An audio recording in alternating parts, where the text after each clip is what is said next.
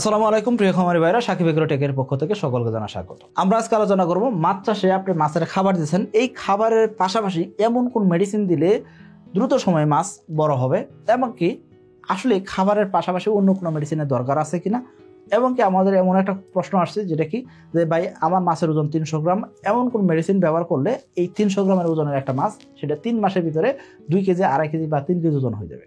সেই মেডিসিন সম্পর্কে আপনারা জানেন কিনা বা ওই ধরনের মেডিসিন আপনাদের কাছে আছে কিনা। এই জন্য বলবো যে আজকের ভিডিওটা অবশ্যই চমকপ্রদ হতে যাচ্ছে, শুরু থেকে শেষ পর্যন্ত অবশ্যই দেখবেন আসলে এমন কোনো মেডিসিন আছে কিনা বা এই মেডিসিনগুলো ব্যবহার করলে সঠিকভাবে কাজ আসছে কিনা বা এইটার ব্যবহার নিয়মটা কি সেই সম্পর্কে আমরা জানতে পারবো। তো চলুন শুরু করা যাক। এখনো যারা চ্যানেলটিকে সাবস্ক্রাইব করেনি সাবস্ক্রাইব করে দিন, বেল বাটন প্রেস করে দিবেন, তাদের নতুন নতুন যত ভিডিও আসে সেগুলো যেতে পারেন। দেখেন, আপনি মাছ চাষ করতেছেন, মাছ চাষের ক্ষেত্রে আপনাকে প্রথমে যে জিনিসটা খেয়াল করতে হবে, মাছ চাষের জন্য আমাদের খাদ্য দিতে হবে।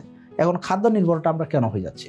একটা সময় আমরা মাছ নদী নালাতে খাল বিলেতে পাইতাম, ওই জায়গায় কি হতো, ওই জায়গায় কতদিন বয়সে মাছ আপনি ধরে নিয়ে আসছে সেটা আপনি জানেন? সেটা তো কিন্তু জানেন না। কারণ কি ওই মাছটা প্রাকৃতিক প্রজনন হয়েছে, ওই মাছটা প্রাকৃতিকভাবেই জন্ম নিয়েছে এবং প্রাকৃতিকভাবে বড় হয়েছে এবং প্রাকৃতিক খাবার খেয়েই বড় হয়ে গেছে।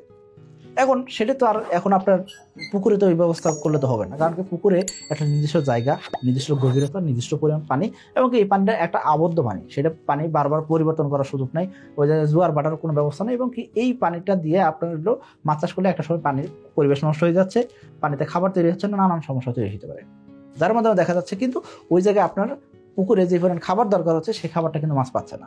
তখন আপনার কি করতে হচ্ছে, বাইরে থেকে আপনাকে খাবার দিতে হচ্ছে, এই খাদ্যের মাধ্যমে আপনার মাছ কিন্তু বড় হচ্ছে। এখন এই খাবারটা দুই ধরনের হয়ে থাকে। একটা হলো আমরা কি করি, খাবার দিয়ে পুকুরে প্লাঙ্কটন তৈরি করে থাকি, জুপ্লাঙ্কটন, ফাইটোপ্লাঙ্কটন এগুলো তৈরি করে থাকি, অর্থাৎ জীবিত কণা বা জীবকণা, এবং কি পাশাপাশি আমরা কি করে থাকি, শ্যাওলা বা জলজ উদ্ভিদ বা জলজ গাছপালা আমরা কিন্তু তৈরি করে থাকি।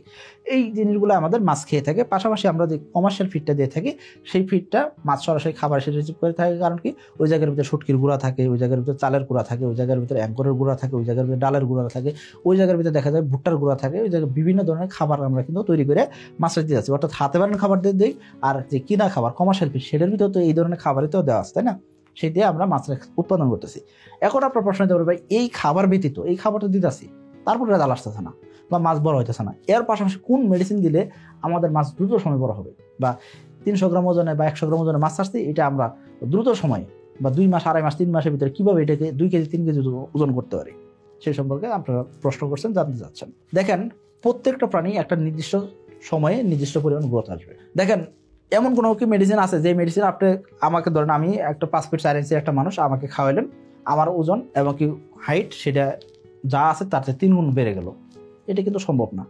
কারণ কি একটা নির্দিষ্ট সময় পর্যন্ত গ্রোথ হইতে থাকবে, তারপর নির্দিষ্ট সময় যায় সেটা কিন্তু গ্রোথ থেমে যাবে, স্বাভাবিক নিয়ম। যত ধরনের হরমোন, যত ধরনের গ্রোথ হরমোন, যত ধরনের ভিটামিন যেইটাই খাওয়ান না কেন, একটা নির্দিষ্ট সময় পর্যন্ত কিন্তু এটা কিন্তু ওই শারীরিক যে ভিতরের যে কন্ডিশন আছে সেটাকে একটা সময় পর্যন্ত কিন্তু তারা কিন্তু ত্বরান্বিত করতে হবে। তারপর একটা সময় যায় ওটা কিন্তু সাইড ইফেক্ট শুরু হতে পারে, তাই না? তো এই জন্য বলা যায় মাছের জন্য আপনি কি করতে পারেন, মাছের জন্য হয়তো কিছু গ্রোথ হরমোন আপনি ব্যবহার করতে পারেন, সেক্ষেত্রে সেটারও সাইড ইফেক্ট আছে কিনা সেটা আপনার জেনে নেওয়া উচিত। অর্থাৎ শুধুমাত্র খাবারের পাশাপাশি আরও মেডিসিন দিলেই যে মাছ বড় হয় এমন না কিন্তু। এখন আপনার প্রশ্ন হতে পারে, ভাই তাহলে কি করবো? করণীয় হলো, আপনি যে মাছটা খাবার দিয়েছেন সেই খাবারেতে পর্যাপ্ত পরিমাণ ভিটামিন, মাল্টিভিটামিন, এনজাইম, এবং কি সঠিক পরিমাণ প্রোটিন, সঠিক পরিমাণ কার্বোহাইড্রেট, সঠিক পরিমাণ ফ্যাট এগুলো যাতে থাকে সেই দিকে নিশ্চয়তা করা। তাহলে আপনার বাড়তি কোনো প্রকার enzyme, vitamin, multivitamin, growth hormone নানান কিছু যে আছে এগুলো দেওয়া লাগবে না। এখন আপনার প্রশ্ন হতে পারে, ভাই এই যে আমরা কমার্শিয়াল ফিড খাওয়া যায় সেই ফিডের ভিতরে এই যে এনজাইম, ভিটামিন, মাল্টিভিটামিন এগুলোর কথা বলেন, সেগুলো কি দেওয়া থাকে না? হ্যাঁ, সেগুলো অবশ্যই দেওয়া থাকে। না দিলে দিন শেষে মাছ অপুষ্টিতে ভুগবে। মাছের পুষ্টিহীনতা হওয়ার জন্য কিন্তু বড় দায়ী থাকে সেটা কি, যে আপনার সঠিক পরিমাণ ভিটামিন, মাল্টিভিটামিন, এনজাইম এগুলো না দেওয়া। তো এইগুলো অবশ্যই দিয়ে কোম্পানি কিন্তু দিয়ে থাকে, যেই খাবারটা নিতেছেন সেই খাবার অবশ্যই দেওয়া আছে। তো আপনি নিশ্চিন্তে আপনি ওই খাবারগুলো দেন, বাড়তি কোনো প্রকার মেডিসিন আপনাকে ব্যবহার করতে হবে না, অর্থাৎ একোয়া প্রোডাক্ট বা একোয়া মেডিসিন ব্যবহার করতে হবে না। তবে পুকুরের প্লাঙ্কটন তৈরি করার জন্য আপনি কি করতে পারেন, প্রোবায়োটিক, অথবা পুকুরের প্লাঙ্কটন তৈরি করার জন্য আপনি কি করতে পারেন, বিভিন্ন প্রকারের সার ব্যবহার করতে পারেন। আর এর পাশাপাশি আপনি কি করতে পারেন, পুকুরের তলদেশের যে পরিবেশটা আছে সেই পরিবেশটা দ্রুত সময়ে আপনি কি করতে পারেন, যে যাতে পচন হয় সেই জন্য আপনি চুন লবণ ব্যবহার করতে পারেন, পাশাপাশি জিওলাইট ব্যবহার করতে পারেন। এতে করে কেউ পুকুরের তলদেশের পরিচর্যা হবে। মাছের জন্য কিন্তু আপনি দিতে আসেন না, এগুলো পুকুরের পানির কালারের জন্য, পুকুরের পানিতে প্লাঙ্কটন তৈরি হওয়ার জন্য, এবং কি পুকুরের পানির তলদেশে যে খাবার জমতেছে, মাছের মলমূত্র জমতেছে, এবং কি বিভিন্ন প্রকার প্লাঙ্কটন যে মরে যায়, যে পুকুরের তলদেশে পচতেছে, সেই পচনশীলটা গ্রোথটাকে দ্রুত সময় ত্বরান্বিত করে দিয়ে সেই জায়গাতে খাবার তৈরি করার একটা অপশন আপনি তৈরি করতেছেন। এই কাজগুলো আপনি করতে পারেন। তবে এই vitamin, minerals, enzyme, growth hormone, antibiotic এগুলো ব্যবহার করার সচরাচর কিন্তু দরকার হয় না যদি আপনি সঠিক পরিমাণে খাবার দেন এবং এই খাবারের ভিতরে সঠিক পরিমাণে প্রোটিন, সঠিক পরিমাণে কার্বোহাইড্রেট, সঠিক পরিমাণে যদি ফ্যাট থাকে, আশা করি আর কোনো কিছু দরকার হয় না। এখন আপনি বলবেন যে ভাই সঠিক পরিমাণ বলতে আমরা কি বুঝছি? সঠিক পরিমাণ বলতে বোঝাতে মাছ যখন ছোট থাকে সেই অবস্থায় 35% উপরে প্রোটিন থাকতে হবে, এরকম খাবার আপনাকে দিতে হবে। সেই সময় আমরা জানি যে যদি তেলাপিয়ার ক্ষেত্রে তেলাপিয়ার ক্ষেত্রে যদি ধরেন শুরু অবস্থায় আমরা 10 দিন কি বলি পাউডার খাওয়াতে বলি, এই পাউডারের ভিতরে 35%-40% প্রোটিন থাকতে হবে। তারপর 0.5 যদি আপনি খাবার দেন, যেটা ছোট সরিষার দানার মতো খাবার, সেই খাবার যদি দেন সেক্ষেত্রে 35%-36% আপনাকে প্রোটিন নিশ্চিত করে এরকম খাবার দিতে হবে। তারপরে যখন আমরা 1.5 বা 1 খাবার দিই সেক্ষেত্রে 30% উপরে প্রোটিন রাখাটা খুবই জরুরি। এখন যখন 30% প্রোটিন রাখছেন, কার্বোহাইড্রেটের পরিমাণটা অবশ্যই কমতে থাকবে। আবার যখন কেউ মাছ বড় হয়ে থাকবে, মাছ যখন বড় হয়ে যাবে তখন আমরা বলি 27%-28% প্রোটিনের খাবার দিতে, সেক্ষেত্রে কার্বোহাইড্রেটের পরিমাণ বাড়তে থাকবে, প্রোটিনের পরিমাণটা কমতে থাকবে। কারণ কি, ওই সময় মাছের পেট ভরারও দরকার আছে। যদি মাছের পেট যদি না ভরে সেক্ষেত্রে কিন্তু মাছের গ্রোথও এরকম পাবেন না। তো এই সব দিকে খেয়াল করতে হবে। মাছের হাড় গঠন করার জন্য প্রোটিন খুবই ভূমিকা পালন করে, আবার মাছের পেট ভরানোর জন্য কার্বোহাইড্রেট ভালো ভূমিকা পালন করে, এবং কি প্রোটিন ভাঙার জন্য কিন্তু ফ্যাট দরকার হয়। তো এই জিনিসগুলো যদি আপনি নিশ্চিত করতে পারেন সেক্ষেত্রে বাড়তি কোনো প্রকার গ্রোথ হরমোন বা অ্যান্টিবায়োটিক বা অ্যান্টিবডি বা এই ধরনের কোনো মেডিসিন আপনাকে দিতে হবে না। এখন আপনার প্রশ্ন ধরো ভাই, আমরা তো ভিটামিন প্রিমিক্স মাছের খাবার সাথে মিশিয়ে দিতে আসছি, এর সাথে যদি আমরা আরো ভিটামিন প্রিমিক্স মিশিয়ে দিতে চাই সেক্ষেত্রে দেওয়া সম্ভব কিনা? হ্যাঁ, সেক্ষেত্রে চাইলে দিতে পারেন, তবে খাদ্য খরচ বাড়বে বা উৎপাদন খরচ বাড়বে, এর বেশি কিছুই হবে না। তবে হ্যাঁ, আপনি ভিটামিন সি দিতে পারেন। ভিটামিন সি 15 দিন অন্তর অন্তর দিতে পারেন। কারণ কি, মাছের একটা খাবার খাইতে খাইতে মাছের খাবার প্রতি একটু অরুচি চলে আসতে পারে, সেই রুচিটা ফিরে নিয়ে আসার জন্য আপনি কি করতে পারেন, ভিটামিন সি দিতে পারেন। এর পাশাপাশি কি করতে পারেন, আপনি এনজাইম খাওয়াতে পারেন, এতে করে মাছের পেট ফোলারও কমতে পারে। এগুলো যদি প্রয়োজন হয় সেক্ষেত্রে, বিনা প্রয়োজনে খাওয়ানোর দরকার নাই। এনজাইম বলেন, অ্যান্টিবায়োটিক বলেন, এগুলা কোনো কারণে প্রয়োজন নাই। যদি আপনার একান্ত প্রয়োজন হয়, মাছের রোগ হয়েছে, সেই ক্ষেত্রে আপনার যদি অ্যান্টিবায়োটিক ব্যবহার করা লাগে সেক্ষেত্রে অবশ্যই উপজেলা মৎস্য অফিসারের সাথে যোগাযোগ করে মাছ দেখায় তারপর আপনার মেডিসিন ব্যবহার করেন। হুদায় অ্যান্টিবায়োটিক ব্যবহার করবেন, মাছের গ্রোথ থামানোর কোনো দরকার নেই। কারণ কি, অ্যান্টিবায়োটিক দিলে সেক্ষেত্রে শুধুমাত্র মাছের ক্ষতি হচ্ছে না, মাছের পাশাপাশি হিউম্যান বা মানুষের জন্য কিন্তু ক্ষতি হয়। কারণ কি, এই মাছ মানুষ খাবে, এই অ্যান্টিবায়োটিকের জিনিসটা কিন্তু সহজ জিনিস না। এই অ্যান্টিবায়োটিকের চেনটা অনেক শক্ত একটা চেন, সেটা মাছের শরীরেও থেকে যায় এবং মানুষের শরীরেও চলে আসতে পারে, এবং কি সেই ক্ষেত্রে রোগ প্রতিরোধ ক্ষমতা কমে যায়। এবং ওই জায়গায় দেখা যায় আপনার মাছ চাষটা আপনি করলেন হয়তো ঠিক মতন করলেন, হয়তো সময়ের চাইতে একটু বেশি সময় ধরে করলেন, মাছ হয়তো উৎপাদন করে বিক্রি করলেন, দিন শেষে মানুষের ক্ষতি করতেছে। এই জন্য বলবো অ্যান্টিবায়োটিক ব্যবহার থেকে আমাদের বিরত থাকতে হবে। এর পাশাপাশি বিভিন্ন প্রকার আমরা গ্রোথ হরমোন ব্যবহার করে থাকি, সেই গ্রোথ হরমোনও আমাদের ব্যবহার করার দরকার নাই। শুধুমাত্র আপনি ভালো মানের ফিড দিলে, ভালো কোম্পানির ফিড দিলে, পাশাপাশি আপনার পুকুরের পরিবেশ যদি ভালো রাখতে পারেন, পুকুরের পানি কালার যদি ভালো রাখতে পারেন, পুকুরের তলদেশের পরিচর্যা যদি ঠিক মতো রাখতে পারেন, এবং কি অবশ্যই ভালো মানের পোনা যদি হয় সেক্ষেত্রে অবশ্যই রেজাল্ট লাগবে। যদি ভালো মানের পোনা না দেন, এই যে যত কিছু আছে সব কিছু দিলেন, আপনি উৎপাদন ব্যয় বাড়বে কিন্তু মাছের রেজাল্ট আসবে না। এই জন্য বলবো, ভালো বাচ্চা আপনাকে ভালো একটা ভবিষ্যৎ আপনাকে দিতে পারে।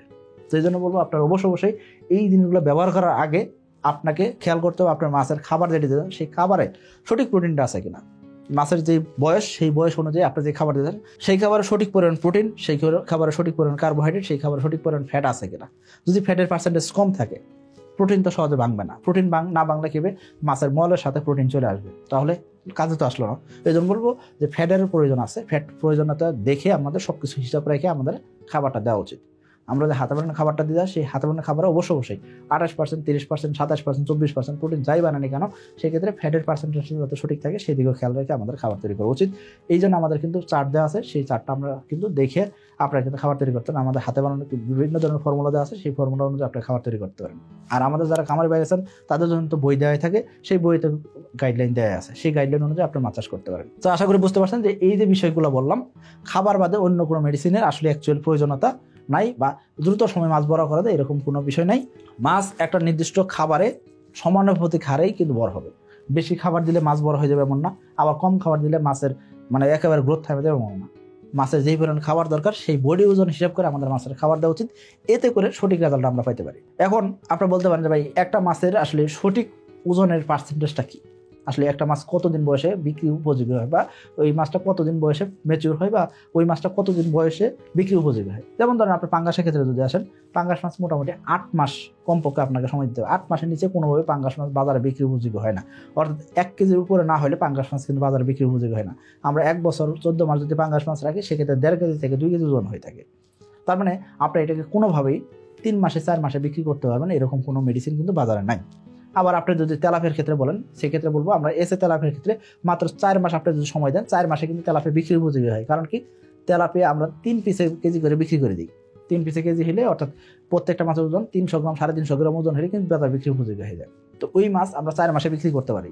এই মাছ কোনোভাবে 2 মাসে বিক্রি করা যায় এরকম কিন্তু কোনো প্রকার মেডিসিন বাজারে নাই। অর্থাৎ এই মাছের আগে একটা সময় দেখা যেত 5 মাস সময় 6 মাস লাগতো 3 পিসে কেজি আসছে, সেটা দ্রুত সময় হইতেছে। কারণ কি, এই মাছের জেনেটিক্যালি উন্নয়ন হয়েছে। এই মাছের মা মাছ যেটা আছে, সেই মা মাছের উন্নয়ন করা হয়েছে, মা মাছের জাত উন্নয়ন হয়েছে, যার কারণে দেখা যাচ্ছে কি হাইব্রিড জাতের বা সংকর জাতের হওয়ার কারণে, গিফট জাতের হওয়ার কারণে এরা দ্রুত সময় বড় হচ্ছে। এদের জন্য বাড়তি কোনো প্রকার মেডিসিন আপনাকে প্রয়োগ করতে হবে না। আশা করি আপনারা বুঝতে পারছেন। অর্থাৎ আমরা বুঝলাম কি, একটা নির্দিষ্ট সময় অনুযায়ী মাছ বড় হয় এবং ওই অনুযায়ী যদি আপনারা খাবার দিতে পারেন, বডি পার্সেন্টেজ হিসাব রেখে যদি আপনারা খাবার দেন, খাবারের সাথে যদি ওজনের যে হিসাবটা সেটা যদি বেটে বলে খালি মিলে, ইনশাল্লাহ আপনার এই কোনো প্রকার মেডিসিন আপনাকে ব্যবহার করতে হবে না। তবে আপনার মাছের যদি পেট ফোলা হয়, সেই ক্ষেত্রে আমরা বলে থাকি এনজাইম দেন। আপনার যদি কোনো ধরনের মাছের ক্ষত রোগ হচ্ছে বা বিভিন্ন ধরনের সমস্যা হচ্ছে, সেক্ষেত্রে অ্যান্টিবায়োটিক ব্যবহার করা লাগে। তারপর দেখা যাচ্ছে আপনার মাছের কালার ঠিক মতন আসতেছেন, সেক্ষেত্রে হয়তো ভিটামিন মিনারেলস ব্যবহার করা লাগে। তারপর দেখা যাচ্ছে আপনার মাছের হয়তো বা বিভিন্ন ধরনের হয়তো বা খাবার প্রতি অরুচি, বা দেখা যাচ্ছে হয়তো বা আপনার মাছ হালকা জিমাচ্ছে, সেই ক্ষেত্রে মিনারেলস হিসেবে আমরা দেখা যাচ্ছে লবণ ব্যবহার করে থাকি, বিভিন্ন কিছু ব্যবহার করে থাকি, সেটা প্রয়োজন অনুযায়ী ব্যবহার করবো। আশা করি আপনারা বুঝতে পারছেন। সবাই ভালো থাকবেন, সুস্থ থাকবেন। আসসালামু আলাইকুম।